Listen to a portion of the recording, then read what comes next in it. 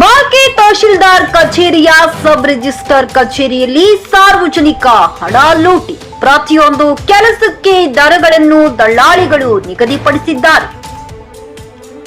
ಒಬ್ಬ ವ್ಯಕ್ತಿಯು ಬ್ರೋಕರ್ ಮೂಲಕ ಕೆಲಸ ಮಾಡದಿದ್ದರೆ ಅವನ ಕೆಲಸವು ದೀರ್ಘಕಾಲದವರೆಗೆ ಬಾಕಿ ಇರುತ್ತದೆ.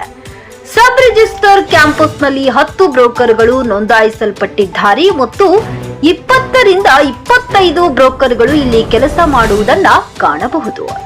ಇಸಿ ಮತ್ತು ಸಿಸಿಗೆ 1,000 ನಿಗದಿಪಡಿಸಿದಂತೆ, ಆದರೆ ಅದರ ನಿಜವಾದ ಶುಲ್ಕ ಮೊದಲ ವರ್ಷಕ್ಕೆ 35 ರೂಪಾಯಿ ಮತ್ತು ಉಳಿದ ಪ್ರತಿ ವರ್ಷಕ್ಕೆ 10 ರೂಪಾಯಿ. ಪ್ರತಿಭಾನ್ವಿತ ನೋಂದಣಿಗೆ 8,000 ದಿಂದ 10,000 ನಿಗದಿಪಡಿಸಲಾಗಿದೆ.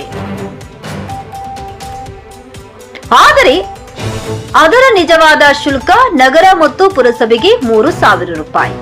ಕರ್ನಾಟಕ ಸರ್ಕಾರವು ಬೇಸಿಗೆ ಕಾಲಕ್ಕೆ ಬೆಳಗ್ಗೆ 8 ರಿಂದ ಮಧ್ಯಾಹ್ನ 1:30ರವರೆಗೆ ಸಮಯವನ್ನ ನಿಗದಿಪಡಿಸಿದೆ. ಆದರೆ ನೋಂದಣಿದಾರರು ಬೆಳಗ್ಗೆ 9 ರಿಂದ 9:30ರವರೆಗೆ ಕಚೇರಿಗೆ ಬರುತ್ತಾರೆ. ಇದಕ್ಕೆ ಯಾವುದೇ ನಿಗದಿತ ಸಮಯವಿಲ್ಲ. ಬುದ್ಧ ಪೂರ್ಣಿಮೆಯ ಸಂದರ್ಭದಲ್ಲಿ ಸಬ್ ರಿಜಿಸ್ಟರ್ ಕಚೇರಿಯಲ್ಲಿ ನಡೆದ ಕಾರ್ಯಕ್ರಮದಲ್ಲಿ ಸಬ್ ರಿಜಿಸ್ಟರ್ ಸೇರಿದಂತೆ ಯಾವುದೇ ಕಚೇರಿ ಸಿಬ್ಬಂದಿ ಇರಲಿಲ್ಲ. ದಳ್ಳಾಳಿಗಳು ಮಾತ್ರ ಹಾಜರಿದ್ದರು.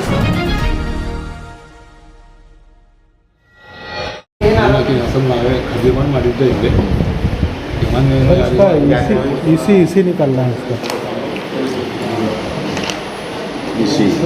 निकालना है और सर्टिफिकेट का कॉपी होना है, दोनों होना है ना। इधर से ना हाँ। तो कितना खर्चा आता है सर इसको? इसी कितने साल के? इसी क्या है कि सर वो हमारे इनका है सर्वों का है 5 साल के लिए। हाँ 5 साल। हाँ क्यों तो 2013 में ले सो 13 के 23 में 24 5 साल के दो काफी दोनों में 1,000 रुपया था। देखो 1,000 रुपया और कुछ कम हो सकता है ऐसे? नहीं कुछ भी नहीं। 400 300 400 भाजी देते 4 3 7 8 1200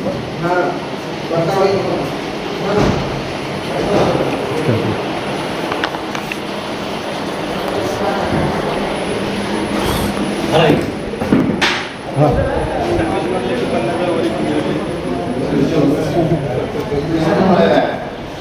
चलो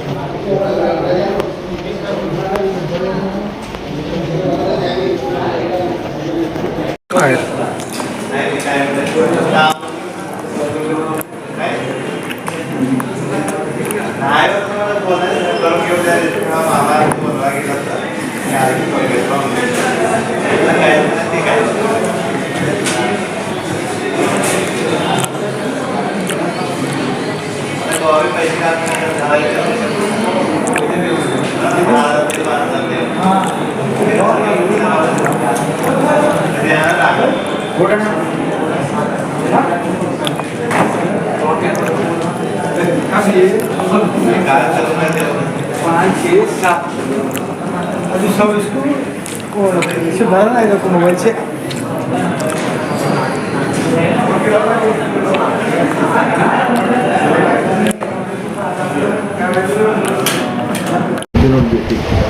वापस